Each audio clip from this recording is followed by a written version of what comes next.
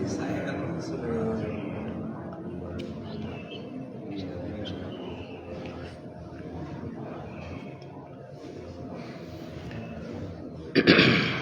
billahi minasyaitonir rajim. Bismillahirrahmanirrahim. Alhamdulillahirabbil alamin.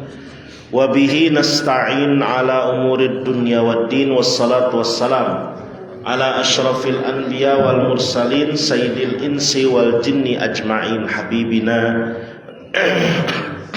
wa syafi'ina wa qurrati a'yunina wa maulana Muhammadin wa ala alihi wa ashabihi wa azwajihi wa ahli baitihi wa dzurriyyatihi wa ansarihi wa atba'ihi ajma'in, amma ba'd. Allahumma rabbi shrah li sadri wa yassir li amri wa hlul 'uqdatan min lisani yafqahu qawli.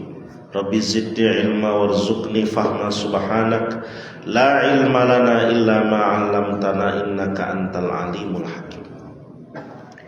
Alhamdulillah, puji syukur kita panjatkan kehadirat Allah Ta'ala yang dengan karunia nikmatnya kita hadir kembali di majelis ta'lim ini di Masjid Al-Nurul Falah, melaksanakan kewajiban kita salat subuh, dilanjutkan talabul ilmu. Salawat dan salam semoga Allah curah limpahkan kepada junjungan kita Nabi besar Muhammad Sallallahu Alaihi Wasallam. Hari ini Sabtu 14 Dzulqa'dah ya, 1447 2 Mei 2026, Hari Pendidikan Nasional ya. Pertemuan ke-120 fikih tematik, Pak. Idul Adhanya 27 hari lagi ya. Jadi jemaah haji yang berangkat 27 hari lagi berada di Mina sedang melontar jumroh. Ramadannya 282 hari lagi. Idul Fitrinya 312 hari lagi. Ya, hadirin rahimakumullah, kita akan bahas seri yang lalu, masih nyambung dengan pertemuan sebelumnya. Walaupun sudah mau masuk musim haji ya, tapi bab hajinya, bab apa ya, kurbannya sebenarnya sudah sering dibahas itu. Tapi kita ngikutin seri kita dulu, yaitu seri munakahat kedua, hak dan kewajiban pasangan suami istri. Ya, kalau 2 minggu lalu kita bahas pernikahan terlarang, ya, mulai dari rukunnya nikah, syarat, kemudian masuk kepada jenis-jenis pernikahan terlarang. Hari ini kita akan bahas hak dan kewajiban pasutri, ya, pasangan suami istri. Ini mah punten we Pak ya, sanes ngajarkeun ngojay kamering ya Pak ya. Bukan ngajarin orang yang sudah ngerti pengalaman, tapi mengingatkan ya. Karena nggak ada pengantin baru di sini mungkin ya, tapi pengantin bari mungkin. Ada pengantin baru, Pak ya. Ada pengantin bari gitu. Lingkup bahasan hak dan kewajiban bersama suami istri. Ada hak yang bersama-sama, Pak. Suami istri punya hak kewajiban bareng. Ada yang hak istri, kewajiban suami. Ada yang hak suami, kewajiban istri. Kemudian bagaimana mengenai nafkah bagi istri itu kedudukannya? Apakah semua uang Anda milik istri? Nah, itu ya. Suami itu singkatan Bu itu teh. Semua uang Anda milik istri. Apa benar begitu? Kata ibu-ibu pasti benar Ustaz. Kata ibu-ibu Pak ya. Semua uang Anda milik istri, begitu ya. Terus bagaimana pendidikan anak? Nah ini ya, nanti kita bahas.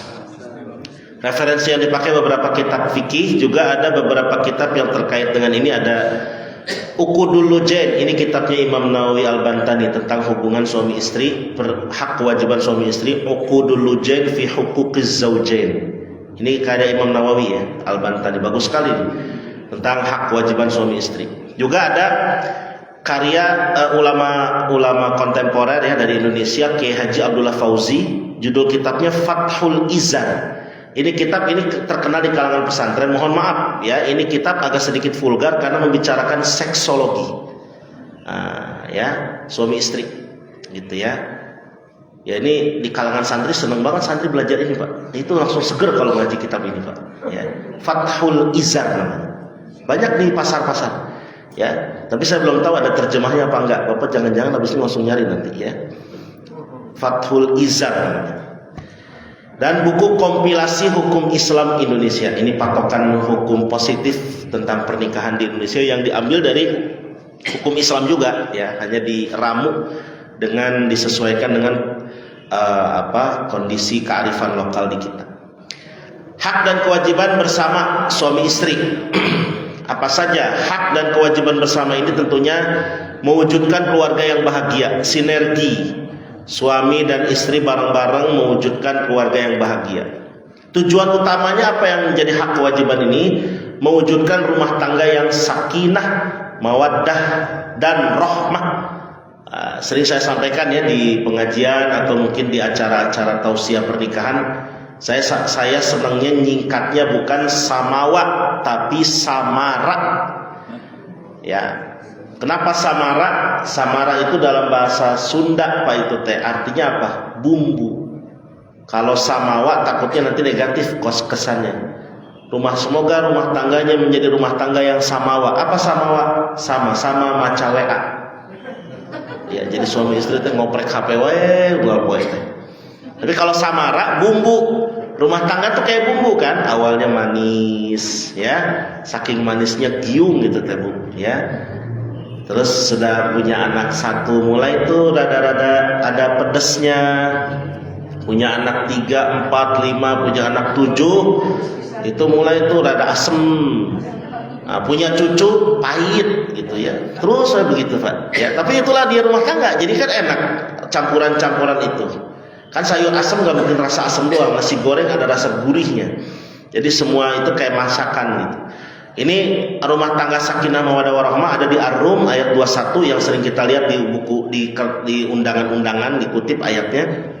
Kalau di KHI-nya itu pasal 77 ayat 1. Mewujudkan rumah tangga yang sakinah, tenang, ya sakinah tuh, mawaddah, cinta, rahmah, sayang. Ini tahapan pernikahan ternyata Pak. Awal pernikahan itu sakinah dulu. Karena sebelum nikah itu pasti galau seorang pemuda itu. Pemudi juga sama, sebelum nikah masih ya istilahnya lagi masa-masanya ta'aruf atau masih baru kenalan ya. Itu galau. Aduh takutnya dia nanti kepincut orang lain. Sama si cowoknya juga begitu. Aduh takutnya dia diambil orang, gimana ini, galau. Sering di WA mulu, kamu di mana, lagi sama siapa, sudah makan belum, sudah mandi belum, gitu Tapi begitu udah nikah, tenang, udah tenang, gitu ya. Nah, sakinah. Terus mawaddah itu ada rasa birahi, cinta karena birahi, dan rahmah itu nanti ujung-ujungnya udah kayak bapak ibu begini, sudah balik modal, itulah rahmah yang muncul. Ya, apa rahmah? Nyaah karunya eta aki-aki jalan geus ese cenah kitu. Ini karunya cenah gitu, Pak. Jadi itu rahmah. Yang muncul tinggal rahmah. Nyaah karena birahi udah enggak terlalu banyak ya. Birahinya udah enggak terlalu besar, tapi rahmah kasihan amat ya aki-aki. Ini karunya. Jadi saling mengasihani namanya rahmah. Itu tahapan pernikahan. Gitu ya, bapak-bapak, ibu-ibu nampaknya ada di posisi rahmah ini. Kayak kalau saya mah mawaddah masih Pak. Muasyarah bil ma'ruf Pak. Ini hak kewajiban bersama. Muasyarah bil ma'ruf itu saling setia, menghormati, memberi bantuan lahir batin. Ini muasyarah bahasanya. Kalau dengan sesama manusia muamalah. Kalau sesama manusia kita muamalah ya. Tapi kalau dengan istri bukan muamalah, Allah bahasakan wa ashiruhunna bil ma'ruf. Allah bahasakan begitu di Al-Qur'an. Di surah An-Nisa ayat 19. Wa ashiruhunna bil ma'ruf. Muasyarah, berhubungan baiklah dengan istri dengan baik-baik. Ya, saling setia, menghormati, memberi bantuan lahir batin, tidak saling mengejek. Semakin berusia biasanya itu semakin ada ejekan-ejekan itu, ya. Mama makin peot aja. Papa kelihatannya, papa giginya yang ompong semua, ya saling gitu. Ya. Tidak saling berlaku kasar, KDRT. Ini ada di hadis riwayat Imam Bukhari Pak ya. Apa bahasa Nabi di hadis itu? Istausu bin nisa'i khairan. baik-baik memperlakukan perempuan. Begitu kata Nabi, Pak.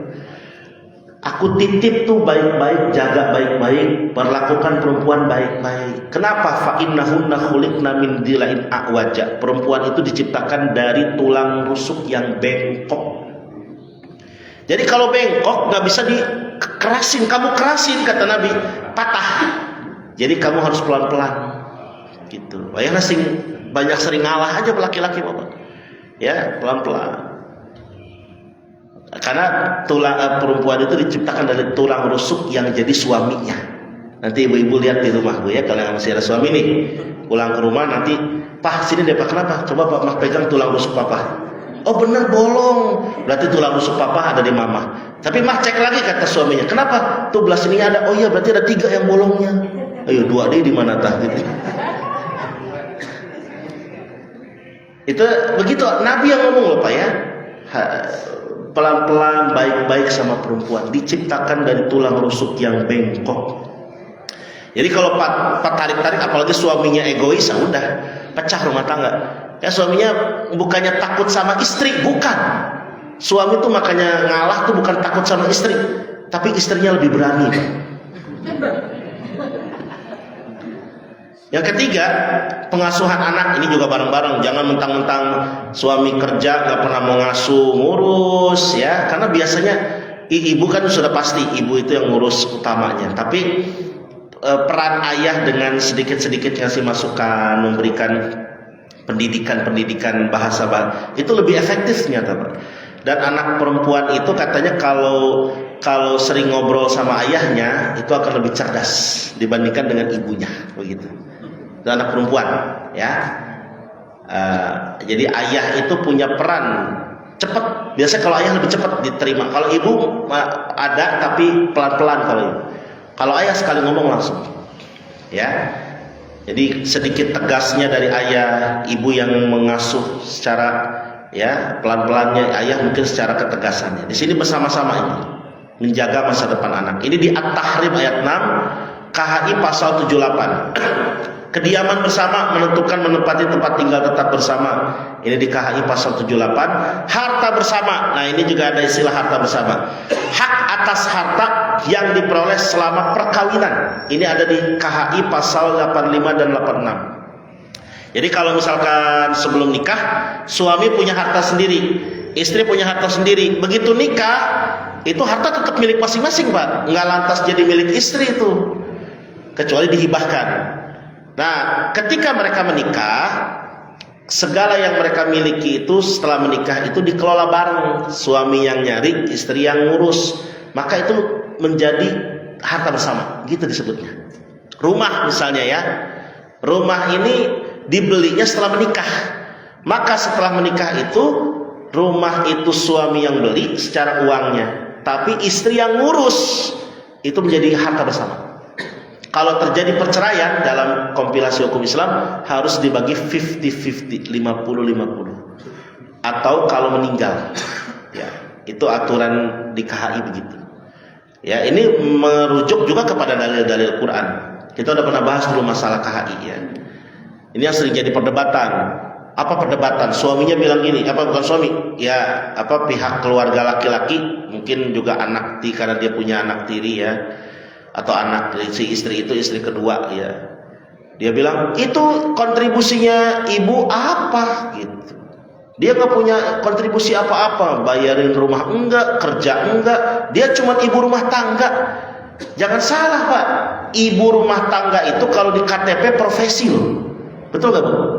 Ya, profesi. Jadi dengan demikian jangan dikira ibu rumah tangga nggak ada kontribusi. Itu siapa yang mau ngepelin rumah? Siapa yang mau ngurusin rumah kalau bukan istri? Jadi makanya dengan mereka menikah bareng-bareng kompak pengen beli rumah di satu tempat, maka rumah itu menjadi milik bersama. Uang dari suami, istri yang urus. Maka ketika salah satu berpisah, meninggalkah, cerai mati, cerai hidup, itu jadi milik bersama. Yang harus dibagi 2 dulu, ya, sehingga nanti jelas kepemilikan masing-masing. Begitu, Pak. Itu di KHI ini sebagai langkah preventif terjadinya konflik. Tapi seringkali karena kurang pahamnya masyarakat kita, seringkali jadi konflik baru. Begitu. Warisan, suami istri saling mewarisi satu sama lain. Ya, ini di An-Nisa ayat 12. Yaitu Allah mengatakan walakum nisfu ma taraka azwajukum illam yakul lahunna walad. Kamu suami-suami mendapatkan jatah dari istri kamu itu 1/4 harta warisnya kalau mereka istrimu nggak punya anak. Tapi wa in kana lahunna waladun falakumur rubu. Oh, maaf, ulangi. Kalian punya jatah setengah kalau si istri kalian nggak punya anak. Tapi kalian dapat jatah 1/4 kalau istri kalian punya anak. Terus sebaliknya walahunna rubu'u mimma taraktum illam yakul lahunna walad. Kalian ibu-ibu perempuan ya itu mendapatkan jatah 1/4 harta waris kalau suami nggak punya anak. Tapi kalau suami punya anak jatah warisnya 1/8. Gitu. Itu Allah sudah menentukan di An-Nisa ayat 12. Diserap di kitab kompilasi hukum Islam pasal 174, 179 dan 180. Nanti dibuka aja lah gitu ya, An-Nisa itu. Jelas banget. Sudah jelas begitu masih nggak mau nerima apa? Berarti menentang perintah Allah. Ini hak dan kewajiban bersama bareng-bareng. Kemudian kita lihat sekarang bagian ibu-ibu nih. Hak istri, kewajiban suami. Hak ibu-ibu. Ya. Dan menjadi kewajiban bapak-bapak. Tentunya kepemimpinan dan perlindungan suami di sini menjadi peran utamanya. Yang pertama, kepemimpinan, qawwam. Allah bahasakan suami itu sebagai qawwam, sebagai pemimpin dan pelindung. Ar-rijalu qawwamuna 'alan nisa. Laki-laki itu adalah qawwam. Qawwam itu tiang pancang yang kuat, Pak. Misalnya kalau kayak bangunan gitu ya. Nah, di tengah-tengah itu ada tiang pancangnya. Itu namanya qawwam, tiang penegak. Kalau nggak ada tiang itu roboh. Jadi suami itu sebagai tiang penegak istri. Ya, bima faddalallahu ba'dhum min ba'd. Ya, ketika Allah memberikan rezeki kepada salah satunya yang lebih banyak. Biasanya suami ya dari segi penghasilan kebanyakan tentu lebih daripada si istrinya. Ya, relatif lebih banyak. Maka qawwam, suami jadi penanggung, Pak. Jadi yang menanggung qawwam itu. Ini di An-Nisa ayat 34, KHI pasal 79. Nafkah lahir, menyediakan pangan, pakaian, tempat tinggal layak. Bahasa Nabi apa? Di hadis itu. Hadis riwayat Imam Muslim. Apa kata Nabi? Antaksuha idak tasa. Kamu idak tasaita. Kamu ngasih istri pakaian kalau kamu berpakaian. Wa antut imaha idak ta'imta. Kamu ngasih istri makan kalau kamu makan. Jadi maksudnya kamu makan enak, istri makan enak. Jangan sampai suaminya di kantor makan di restoran pagi sore, pagi makan sore enggak, makan di pagi sore Pak. Udah suami pulang-pulang istrinya udah masakin segala macam sayur asem, sayur lodeh. Itu bilang Pak makan mama udah masak. Enggak, papa udah kenyang tadi di kantor. Waduh, itu sakit hati istrimu. Ya. Jadi nggak boleh kayak gitu. Sama makan. Kalau paling nggak bungkusin kayak gitu ya. Kalau tadi emang sama klien bisnis bungkusin pulang mah nih. Apa tadi habis dari pagi sore gitu ya. Jadi pakaian pangan sama pakaian sama ya. Biasa suka bikin tuh suami istri bikin open PO kalau pas bulan Rajab sebelum Ramadan. Bayangkan Ramadannya masih lama, beli bajunya dari Rajab Pak. Ya. Untuk yang serimbit gitu ya, suami istri harus serimbit. Nah itu silakan nanti diatur lah ya, beli batik misalnya sama. Pak nih kita beli batik yang bareng ya Pak, yang sama ya, biar pas kondangan kita sama. Pas kondangan gak taunya ada yang sama suami istri yang lain Pak, kayak begitu juga. Padahal bukan saudara, bukan apa ya.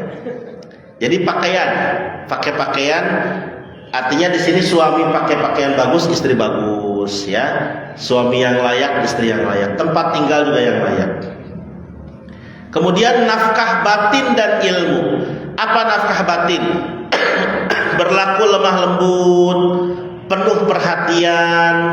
Ya, yang namanya nafkah batin itu mohon maaf bukan hanya hubungan seks saja, tapi lebih kepada perhatian. Mah, udah makan belum? Itu sedikit kecil gitu Pak, itu berarti Pak. Sama istri juga, Pak, Mama, Papa mau ngopi. Itu sedikit kecil gitu, tapi berarti. Ya. Membimbing istri dan ngajarin ilmu, ini penting ya. Jadi, mah, ayo baca Quran bareng-bareng. Mah, ayo sholat jamaah misalnya. Mah, jangan lupa ntar baca ini buku ini misalnya. Atau jangan lupa ntar ngaji misalnya. Membimbing, ngajarin ilmu agama. Karena semenjak akad nikah itu Pak, tanggung jawab lahir batin seorang perempuan pindah ke seorang suami, ke laki-laki yang baru dia nikahi itu. Jadi makanya tanggung jawab itu, tanggung jawab dunia akhirat dituntut Pak, itu loh Pak ya. Dituntut. Ada 4 perempuan yang akan menuntut laki-laki pada akhirat. Kalau memang bisa ngejawab, alhamdulillah. Tapi kalau enggak, mereka akan menjerumuskan. Malah kalau mereka bisa ngejawab, mereka menyelamatkan. Siapa saja 4 perempuan itu? 1 ibu, 2 anak perempuan, 3 istri, 4 saudari perempuan. Ini 4 ini akan nuntut kita di hari akhir. Ya, jadi benar-benar nih kita jaga 4 pilar kita ini, perempuan ini. Nah, jadi membimbing istri, dibimbing, diajarin ya. Bapak nggak bisa ngajarin ilmu agama, minimal ngaji mah, hadir ngaji. Itu ya. Nah, memang kebanyakan pengajian ibu-ibu Pak di mana-mana itu. Bapak-bapak mah gini doang, Sabtu, subuh, Minggu, subuh. Ibu-ibu Senin, Selasa, Rabu, Kamis, Jumat, Sabtu, Minggu. Bajunya ganti-ganti Pak. Seragamnya belum lunas. Ya. Terus mahar, menyerahkan mas kawin sesuai kesepakatan. Maka ketika nikah si suami akan bilang, saya terima nikahnya Fulana binti Fulan dengan mas kawin bla bla bla, dibayar tunai. Itu teh harus diserahkan. Kalaupun dibayar nganjuk boleh Pak, boleh. Dibayar ngutang asal istrinya ridho. Dibayar nyicil boleh. Gimana nggak ridho? Cicilannya setiap bulannya 1 miliar, ridho ya tuh. Jadi artinya di sini kesepakatan akadnya gimana? Ya, kalau itu sesuai kesepakatan, ridho, selesai, enak. Tapi kalau sampai waktunya dia bayar belum bayar, istri boleh menolak hubungan suami istri di situ, karena mahar. Gitu ya. Ya. Kalau tanpa bayar boleh. Kenapa? Karena mahar itu bukan rukun nikah, Pak. Mahar itu bukan rukun nikah, kita udah bahas dulu. Mahar itu hanya wajib nikah, simbol aja di awal. Yang paling penting apa? Setelah menikah suami nafkahin istri terus. Itu. Nafkahi. Ini mah maharnya gede pas nikah Pak. Waduh, 1 kilo Pak maharnya. Tapi kesananya nggak pernah nafkahin lagi.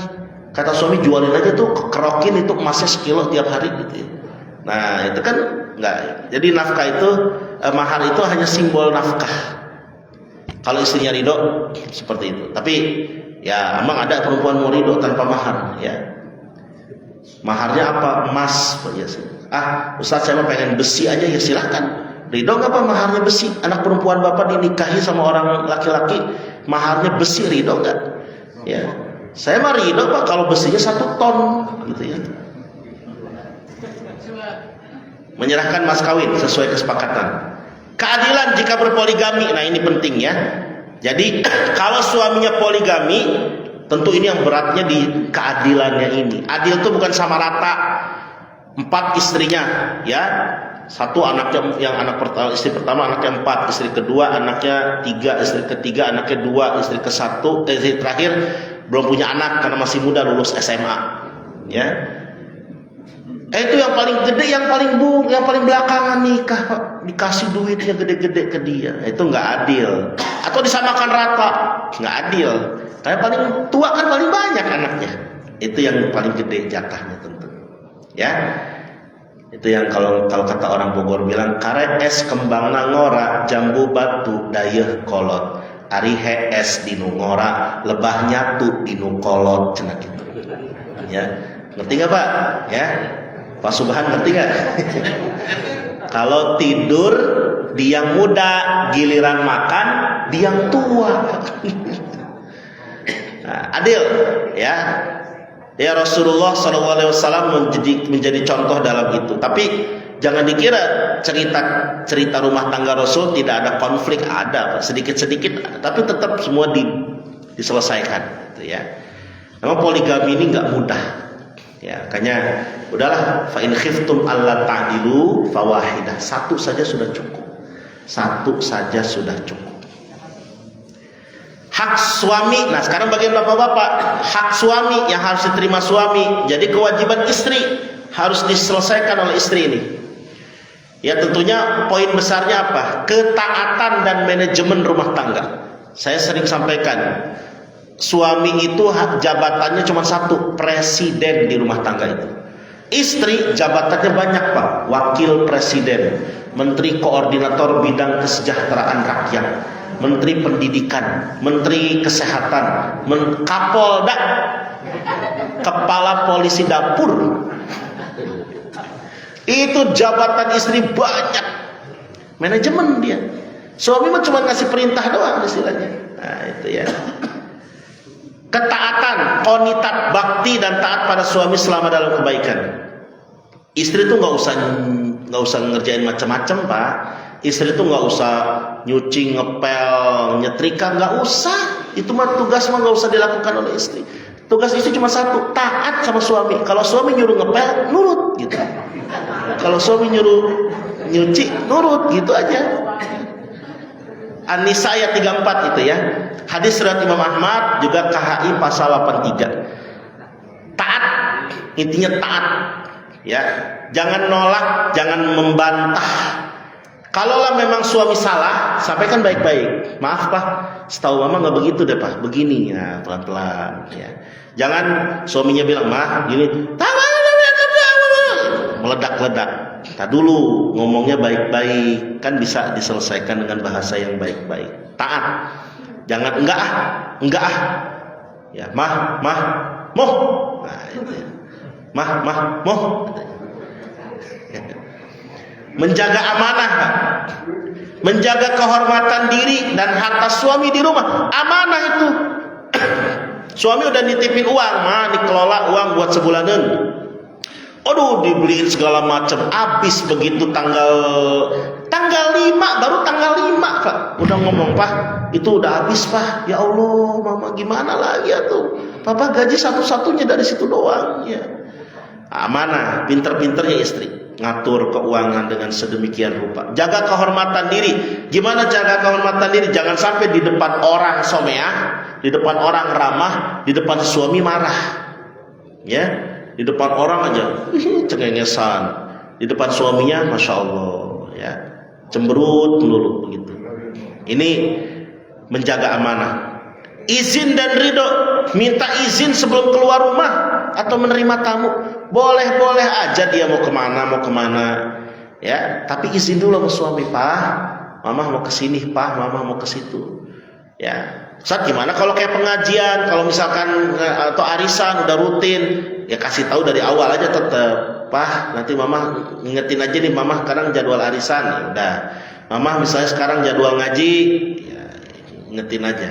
Nerima tamu, bahkan ini dicontohkan Pak oleh ya beberapa wanita di zaman Nabi itu. Ada seorang yang dia itu saking nurutnya sama suami, tentu zaman sekarang mungkin bisa disiasati dengan telekomunikasi yang mudah ya, dengan HP. Dulu kan nggak ada. Jadi suaminya berangkat jihad gitu. Terus suaminya bilang, kamu nggak boleh keluar rumah selama aku berjihad. Nanti aku pulang baru kamu boleh. Ya kamu sampai aku pulang. Itu nurut. Ya, selama suaminya pergi berjuang itu, berjihad itu, si istri nggak keluar. Sampai ada berita ayahnya sakit, ayahnya si istri nih. Adiknya datang ke rumah, dari pintu doang tuh juga ngomong, teh, bapak sakit teh, pengen ditemenin teteh. Aduh gimana atuh, teteh nggak boleh keluar sama si Aat, nggak boleh keluar. Kan nggak ada HP Pak. Kalau ada HP mungkin nelpon ke sana, ya. Gimana? Ya Allah, ya udahlah pulang tuh adanya. Sampai beberapa hari kemudian si Ade datang lagi, teh, bapak meninggal, tetap nggak keluar Pak. Gimana tuh? Ya nggak dapat izin, nggak boleh keluar. Nah itu ya. Itu zaman dulu seperti itu. Zaman sekarang kan ada HP Pak. Ya telepon aja Pak, bapak sakit, Mama mau ke sana izinin nggak? Diizinin nggak? Pasti diizinin lah tuh kalau kayak gitu. Cuma kan karena suaminya itu waktu itu sedang jauh, nggak ada komunikasi, ya sulit. Tapi yang dilihat apa? Ketaatannya itu, Pak, ya. Ridho dari suami itu. Ingat ibu-ibu ya, ketika kita harus didik anak perempuan kita nih bapak-bapak ya, ketika sudah menikah, ridho dia bukan di bapak ibunya lagi, tapi ridho dia paling besar ada di suami. Setelah suami baru ayah dan ibu. Kemudian manajemen domestik, mengatur urusan rumah tangga. Dikasih uang harus bisa diatur dengan sedemikian rupa. Lihat, mah nih gaji papa bulan ini 50 juta, atur. 50 juta habis 5 hari. Beliin apa itu? Pak udah habis, aing mendingan nyandung kieu mah cenah kitunya. Habis 50 juta dalam 5 hari gimana? Kamu yang pinter-pinter ngatur dong. Gitu ya. Jadi pinter ibu-ibu lah. Kalau dapat berapapun gaji kalau 1 juta cukup Pak. Kalau memang si istrinya pinter ngatur itu 1 juta cukup. Bahkan 10.000 ibu-ibu bisa cukup setahunan beliin kalender. Cukup itu setahunan kalender ya. Jadi intinya pinter-pinternya Bu, ya memang ya suami yang ngasihnya sekian, istri harus ngerti di situ gimana caranya muter otak nih. Ini cukup buat beli beras, buat beli ini, buat bayar PAM, buat bayar listrik, buat ini segala macam. Pelayanan batin, memenuhi kebutuhan biologis suami dan tidak menolak. Ya, Nabi di hadis riwayat Imam Bukhari jelas banget bersabdanya. Idza da'a ar-rajulu imra'atahu ila firasyih fabata ghadban la'anathal malaikatu hatta tusbih. Siapa saja istri yang diajak bergaul oleh suaminya, keranjangnya lalu dia menolak, maka dia akan dilaknat oleh malaikat sampai subuh. Aduh Ustaz, gimana itu? Kata ibu-ibu, tidak adil. Kita kan capek kemarin habis ngaji 3 tempat, habis arisan, habis ini. Kalau ibu memang capek, ngomong aja Bu. Mama capek dulu ya. Besok deh ya, insya Allah mama rapel. Gituin aja. Jadi kasih ini juga lah, tetap dibebenjokin gitu bahasanya, kasih motivasi. Mama rapel besok ya. Jadi jangan nolak. Tadi moh, cenah. Ya. Harusnya ketika suami udah bilang, siap-siap, papa mau meluncur, siap-siap, mama juga siap menerima, kan enak gitu. Cuma jangan nolak. Itu tentu kebutuhan biologis. Naudzubillahi min dzalik Pak ya. Banyak tidak sedikit suami yang terjadi perselingkuhan di rumah tangga ya, itu karena istrinya sendiri yang mulai dengan penolakan itu. Ya kalau memang capek letih, bicarakan baik-baik, tapi kasih waktu. Tapi besok ya Pak, lusa ya Pak, dijanjikan. Nggak taunya pas lusa haid, ya apes banget tau udah. Kedudukan nafkah istri Pak. Nah, nafkah istri ini gimana? Tanggung jawab pokok sang pemimpin keluarga. Nafkah istri. Kewajiban mutlak kalau nafkah istri itu ditanggung suami. Suami wajib menanggung nafkah istri menurut kemampuannya. Hak istri atas nafkah muncul sejak akad nikah. Sejak diucapkannya kalimat qabiltu nikahaha wa tazwijaha bimahrin madhkurin halan. Saya terima nikahnya fulanah binti fulan dengan mas kawin tersebut dibayar tunai. Semenjak dikatakan sah oleh saksi, berlaku hukum nafkah di situ. Gitu. Nah, dimulai dengan mahar. Gitu. Dimulai dengan mahar, nih mahar sebagai simbolnya. Kewajiban mutlak, ya. Jadi jangan ucapan akad nikah itu semenit Pak, tapi tanggung jawabnya seumur hidup. Semenit dia ngucapin nggak nyampe semenit malah ya si walinya bilang saya nikahkan kau fulan bin fulan dengan mas kawin bla bla bla dibayar tunai. Si mempelai pria mengatakan saya terima nikahnya fulanah binti fulan dengan mas kawin tersebut dibayar tunai. Selesai ya. Itu semenit, nggak nyampe semenit, tapi tanggung jawab seumur hidup mutlak. Tapi kembali sesuai kemampuan. Si istri itu jangan memaksakan suami. Udah tahu suaminya cuman pegawai rendahan, ya, cuman staf karyawan, malah mohon maaf mungkin hanya office boy di kantor itu. Ya si istri jangan minta macam-macam, ngerti diri lah, ngukur. Ya, jangan suka ngelihat orang lain, yang akhirnya malah membuat pusing rumah tangga. Pak, itu si itu udah beli motor baru. Pak, itu si itu udah beli rumah baru. Aduh, ya Allah, pusing Pak itu kayak begitu teh. Ya, itu Pak, pokoknya diomongin terus. Pak itu setiap ngelihat tetangga beli mobil motor gede, dia suaminya masuk IGD itu. Ya. Setiap ngelihat tetangganya beli parabola, suaminya minum Paramek. Ya, pusing. Nah ini ya, jadi hati-hati ya, suami begitu akad udah tanggung jawab seumur hidup. Kemudian cakupan nafkah lahiriah meliputi keperluan pangan, pakaian tadi ya, tempat tinggal, perawatan dan pendidikan, termasuk biaya pengobatan, perawatan kecantikan dan biaya pendidikan agama bagi istri. Kecantikan ditanggung suami Pak. Aduh, kata suami tanya. Ya kan buat suami juga. Apa pedicure, manicure, skincare ya. Walaupun begitu udah tua mah di tasnya adanya Presker Pak. Skincare, tanggungan suami tuh. Ya, bikin istri cantik supaya suami juga senang. Ya, dan itu memang tanggungan suami dalam hal ini merawat. Tentu sesuai kemampuan. Kalau memang nggak mampu beli bedak Wardah atau bedak Herosin aja lah paling gitu ya. Nafkah maknawiyah bukan sekedar materi, suami wajib memberikan nafkah batin, kelemah lembutan, kasih sayang, pemenuhan biologis. Sampai Pak, pemenuhan biologis ini jadi senjata buat ibu-ibu. Ketika suami mengasih senjata, mama nggak boleh nolak, papa kalau ngajakin hubungan, istri boleh ngebalikin. Pak, Nabi mengatakan bahwa suami nggak boleh menyelesaikan hubungannya sebelum sama-sama selesai. Nah itu. Jadi itu adabnya berhubungan suami istri. Istri nggak boleh nolak, tapi suami nggak boleh selesai duluan. Itu yang jadi masalah kan, makanya istri malas deh karena beres duluan. Belum juga 2 menit udah selesai. Ya itu malas, mandi junubnya lama, mandi junubnya ribet. Gitu. Nah itu yang makanya kemalasan itu juga kembali kepada suami juga. Maka bareng-bareng ya, selesaikan bareng-bareng, cari solusi bareng-bareng. Status utang, nafkah yang sengaja tidak diberikan adalah utang suami kepada istri yang wajib dibayar. Tadi ya, saya terima nikahnya fulana dengan mas kawin bla bla bla, dibayar ngutang, itu harus dibayar. Ya, harus dibayar. Tapi kalau utang istri setelah menikah, nah itu nanti dilihat prioritasnya gimana.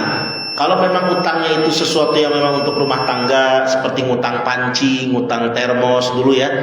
Biasanya yang kayak gitu-gitu kan suka diutang itu zaman dulu Pak ya. Kredit begitu. Masih ada nggak zaman sekarang nih? Ya, namanya ya tukang-tukang kredit begitu. Biasa dari daerah Tasik ya. Gitu.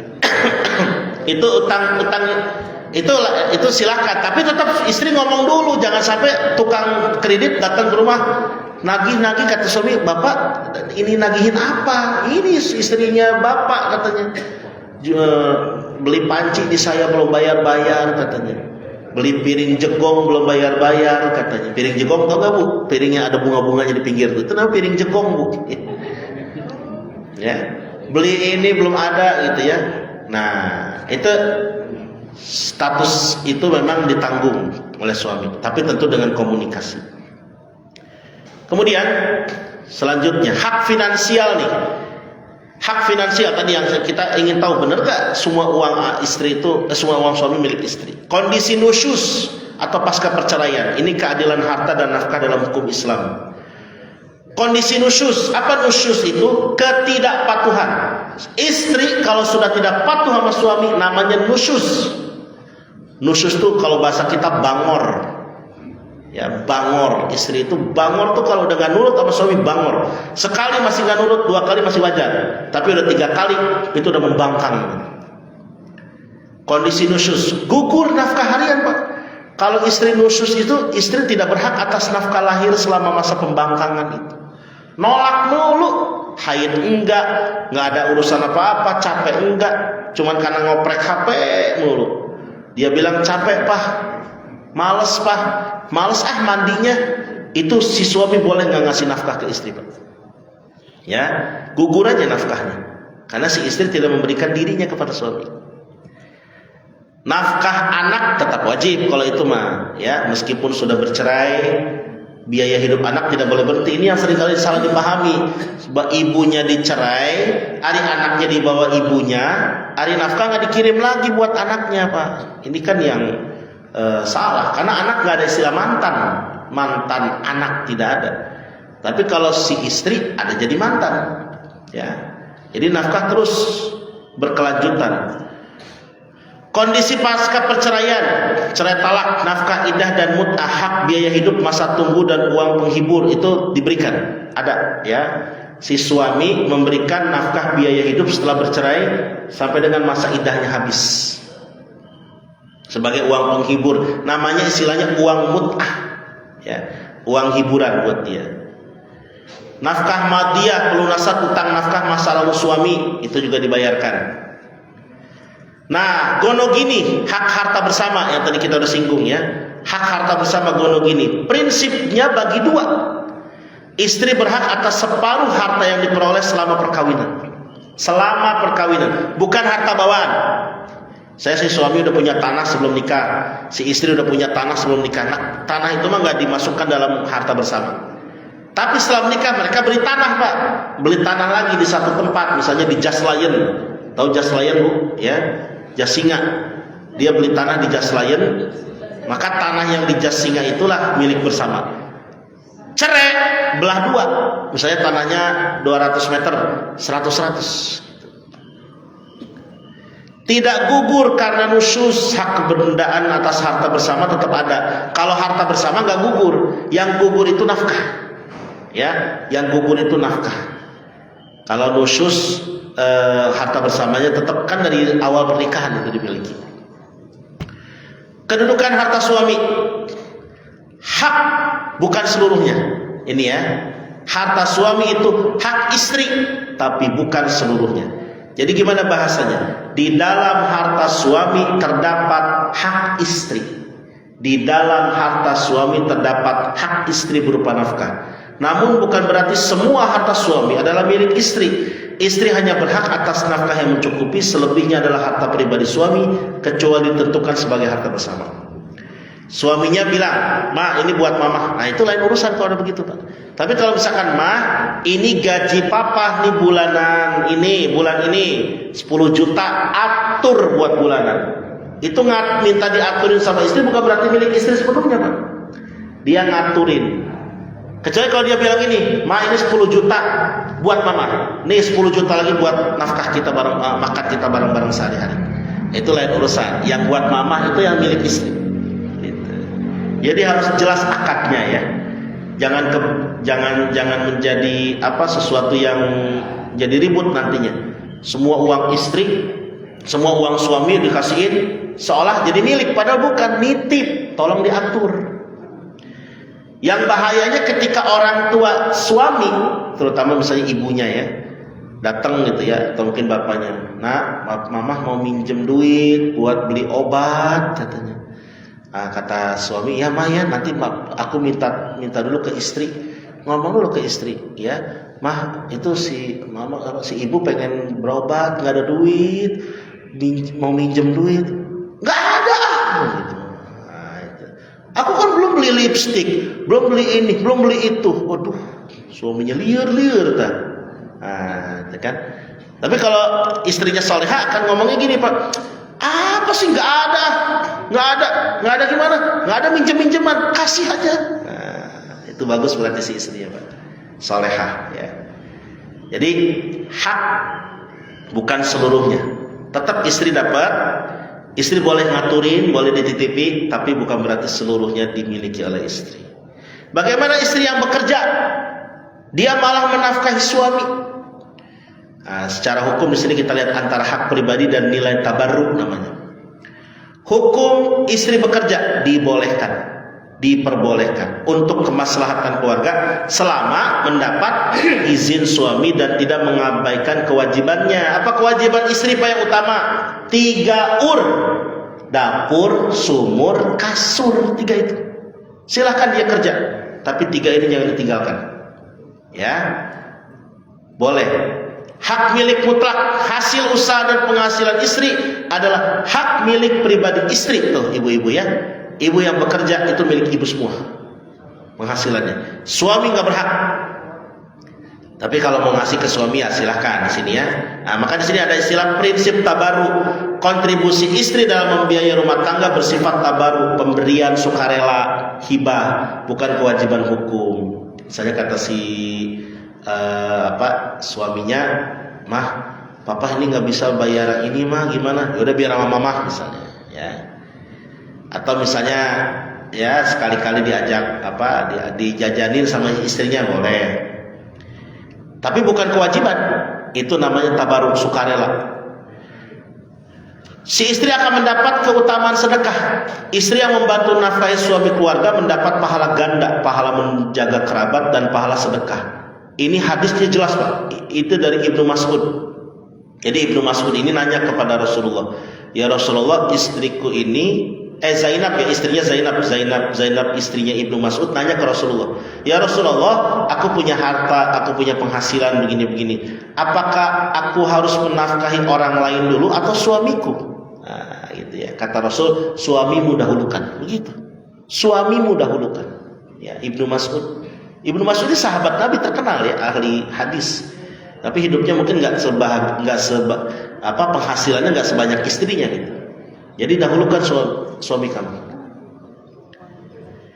Tanggung jawab tetap. Bantuan finansial istri tidak menggugurkan status suami sebagai kepala keluarga. Jangan mentang-mentang istri yang nanggung nafkah suami. Ada suami nyantai-nyantai aja main manuk, bapak unggal poe Pak. Pak, bapak kerja atuh. Kalau udah ada mamah ini gugur kewajiban papa. Enggak gugur, tetap. Gitu ya. Bapak harus kerja. Harus usaha. Apa aja pokoknya gimana caranya ada nafkah, ya. Mama cuma ngebantu doang ini mah, ya, bukan pokoknya. Malah pokok dibebankan ke istri, Pak. Masya Allah. Nah, kedudukan pendidikan anak. Kedudukan dan tanggung jawab pendidikan anak, membangun generasi sinergi keteladanan dan tanggung jawab syar'i. Kewajiban bersama ini mah, ya nggak hanya milik suami, nggak hanya milik istri. Suami istri memikul tanggung jawab setara, memelihara dan mendidik anak jasmani, rohani, agama hingga mandiri. Prinsipnya tetap al-ummu madrasatul ula. Apa artinya? Ibu adalah sekolah pertama. Tetap ibu yang utama. Ya, peran ibu sangat vital. Tapi bukan berarti ayah tidak memberikan. Visi dan finansial ayah. Ayah wajib menjamin biaya pendidikan, menjadi pemimpin yang menjaga keluarga dari api neraka. Maka ketegasan ayah diperlukan. Ibu udah mendidik, ngasih anaknya ini membersamai anaknya belajar. Tapi ketika anaknya mulai malas, ayah yang turun. Pak, kata istrinya, itu tuh si adek tuh nggak mau belajar gini-gini. Ayah, dek, belajar. Nah, ayah turun. Ya, saya jujur aja dulu waktu masih kecil itu pernah ninggalin Jumatan Pak. Pernah ninggalin Jumatan. Ibu saya udah ngingetin, nanti jam 11 buru-buru Jumatan siap-siap. Saya mau karena masih bocah kene mulai lari-larian main sama temen-temen. Ya, ke kampung-kampung itu keliling. Terus pas pulang-pulang ke rumah jam 1 nggak ngeliat jam lagi kan. Ya udah bubar Jumatan. Ayah saya udah nunggu depan pintu. Dari mana lu? Main. Masuk kamar. Nah, langsung di kamar dipecut Pak, pakai gesper, kepalanya lagi Pak, ya, sampai saya kelojotan itu, aduh. Nah, tapi udah gitu saya tidur karena mungkin kecapean nih dipukulin ya, dipakai gesper, bangun-bangun dibeliin es krim Pak. Gitu. Cuma dari situ saya ngomong ke bapak saya, ke almarhum bapak saya, ya, itu gara-gara dipecut itu mungkin energi Ci-nya keluar gitu ya, karena dari 52 Jumat dalam setahun, 52 hari Jumat dalam setahun, jadwal khutbah saya 57. Itu gara-gara dipecut itu, saya bilang gitu. Coba kalau pakai rotan atau pakai yang lebih berat, mungkin saya punya pesantren, saya bilang gitu. Ya, jadi kadang-kadang begitu Pak, ayah diperlukan, perlu ketegasan, ya. Ngebantu, ketegasan itu tetap harus dari ayah. Ibu cuma memberikan masukan ilmunya, gitu, tarbiyahnya. Metodologi Abdullah Nasir Ulwan, ini tokoh pendidikan ya dari Suriah ini. Pendidikan itu mencakup 5 pilar iman, moral, fisik, intelek, sosial. Kuncinya keteladanan. Simpen gak HP-nya? Sambil ngomong simpen HP-nya, ibunya megang HP. Itu gak akan pernah ketemu titik selesainya. Ya. Dan investasi akhirat. Ingat, anak yang kita didik itu nanti akan jadi aset jariah. Ilmu yang diajarkan dan doa anak akan terus ngalir meskipun orang tua udah gak ada. Masya Allah ya. Jadi kita ngasih anak, gak dirasa Pak, anak ini disuruh ngaji. Dia mungkin pas udah gedenya jadi dokter, jadi apa, jadi karyawan, jadi pimpinan perusahaan. Tapi ketika dia jadi profesi apapun masih rajin ngaji setiap hari. Karena didikan ayahnya. Maka saat itu ngalir pahalanya buat ayahnya terus Pak, itu. Buat orang tuanya. Jadi didik itu. Gak mesti jadi ustadz semua. Atau kalau jadi ustadz semua saya ceramah di mana nanti ya. Ini mah maksudnya minimal dia dididik agamanya. Baca Qurannya bisa. Ketika ayahnya meninggal, dia terus masih ngirimin Fatihah, doain ayahnya. Ini yang diharapkan, invest. Jadi ngedidik anak itu bukan beban, tapi nantinya akan ngebalik buat kita sendiri. Waladin solihin yadullah. Kesimpulannya, pernikahan dalam Islam ikatan sakral mewujudkan samara. Hak kewajiban suami istri bersifat seimbang, saling melengkapi ya. Istilahnya kayak tangan kiri dan tangan kanan suami istri itu meskipun berbeda jalannya tapi tujuannya sama. Melengkapi, bukan mendominasi. Kemudian suami sebagai qawwam, pemimpin, penanggung jawab utama. Kemudian istri sebagai mitra dalam rumah tangga, peran penting menjaga kehormatan. Nafkah merupakan kewajiban mutlak suami. Ingat para suami ya, apapun itu mutlak milik kewajiban suami. Nggak gugur kecuali dalam kondisi nusyus, bahkan jadi utang. Kontribusi istri dalam ekonomi bersifat sukarela, tidak menghilangkan kewajiban utama suami. Pendidikan anak adalah tanggung jawab bareng-bareng ya. Kemudian keharmonisan rumah tangga tidak hanya ditentukan oleh hak kewajiban, tapi juga akhlak. Jangan hanya nuntut itu hak papa, dibalikin sama istri itu hak mama. Jangan begitu. Komunikasi keteladanan dengan kesabaran ya. Saran, perkuat niat pemahaman agama sebelum dan selama pernikahan agar rumah tangga dibangun di atas ilmu, bukan pakai perasaan doang. Tapi benar-benar, makanya ngaji, suami ngaji, istri ngaji, enak Pak. Ini suaminya ngaji, istrinya enggak. Atau sebaliknya, istrinya rajin ngaji, suaminya boro-boro. Itu susah, gak akan selesai. Bangun komunikasi yang sehat dan terbuka. Banyak konflik rumah tangga berawal dari miskomunikasi. Bukan pelanggaran, enggak selingkuh enggak, tapi miskom. Utamakan muasyarah bil ma'ruf dalam segala kondisi, bahkan saat terjadi perbedaan dan konflik. Suami hendaknya tanggung jawab penuh dalam nafkah tanpa bersikap otoriter dan lalai. Ini banyak suami yang lalai karena tadi istrinya udah kerja, dia merasa cukup. Atau misalnya udah dicerai, udah aja lepas, anaknya nggak pernah dinafkahin lagi. Istri menjaga ketaatan dalam kebaikan serta berperan aktif menjaga suasana rumah. Selagi suaminya nyuruhnya baik, laksanakan. Kalau suaminya nyuruh jelek, jangan. Mah, itu rambutan tetangga udah matang, ambil, jangan. Jadi kalau misalkan suaminya nyuruh, tidak sedikit Pak, itu di dulu cerita ya, berita yang beredar itu bahwa di tempat-tempat lokalisir ya, seperti dulu Keramat Tunggak, sekarang udah jadi JIC ya, Jakarta Islamic Center. Itu dulu banyak, tidak sedikit perempuan yang disuruh menjadi WTS, disuruh suaminya untuk mencari nafkah buat makan sehari-hari. Ya Allah, itu nggak nurut, itu harusnya kalau kayak gitu ya. Kelola keuangan keluarga dengan bijak. Pahami konsep harta bersama dan hak masing-masing. Prioritaskan pendidikan anak sejak dini. Keteladanan bukan hanya perintah dan nasihat. Jika terjadi konflik, tempuh jalan syar'i, musyawarah, nasihat, mediasi sebelum mengambil keputusan besar seperti perceraian, karena pasti akan jadi banyak korbannya, terutama anak. Jadikan rumah tangga sebagai ladang ibadah, bukan cuma tempat tinggal, sehingga tetap setiap peran bernilai pahala. Jadi nikah itu pahala. Semua yang kita lakukan di rumah tangga itu berpahala ya. Asalkan kita niatkan sebagai ladang ibadah. Bapak bekerja sekalipun kerja itu ya di tempat perekonomian, di tempat pusat perekonomian, tetap itu kerja itu diniatkan ibadah, maka pahala. Istri nyapu, ngepel, nyuci di rumah, diniatkan ibadah dan tidak mengeluh, pahala. Syukran katsiran hatur nuhun. Nah, nanti pertemuan berikutnya kita bahas yang lain-lainnya ya. Sebenarnya untuk seri nikah ini masih ada kupas tuntas masalah pernikahan seperti walimah, ya, saksi itu ya, kalimat ijab qabul itu yang harus bagaimana. Terus talak juga masih ada ya. Nah, nanti kita coba dikombinasikan dengan materi lain. Silakan sebelum ditutup mungkin ada yang mau disampaikan, mangga Pak. Itu mohon penjelasan adik istri bisa Ya. adik istri bisa nuntut dari yang istri empat golongan bisa nuntut. Ya, bagaimana? Yang terkait adik istri. Bukan iya. Empat perempuan yang bisa nuntut, ya. Satu ibu, kedua istri, ketiga anak perempuan, satu lagi adik saudari perempuan. Saudari perempuan kita bukan adik istri, Pak. Saudari perempuan.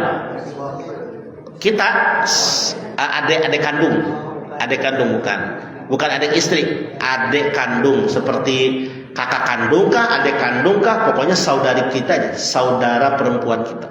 Ya. Itu bisa nuntut. Ya, sampai dia nikah sama suaminya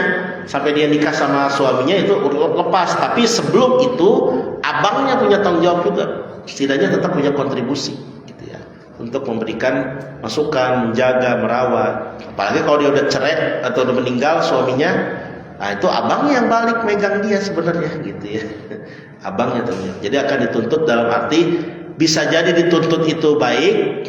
Diceritakan baik-baik, ya Allah, anak saya, abang saya, suami saya, ayah saya ini benar ngurus saya, selesai Pak, aman, selamat itu. Tapi kalau ya Allah dia mengabaikan saya, dia tidak pernah ngurus saya, siap-siap celaka. 4 orang tersebut. Begitu ya Pak ya. Ada lagi? Cukup barangkali. Insyaallah kita sambung nanti ya di pertemuan yang akan datang. Kita tutup dengan doa Al-Fatihah. A'udzubillahi minasyaitonir rajim.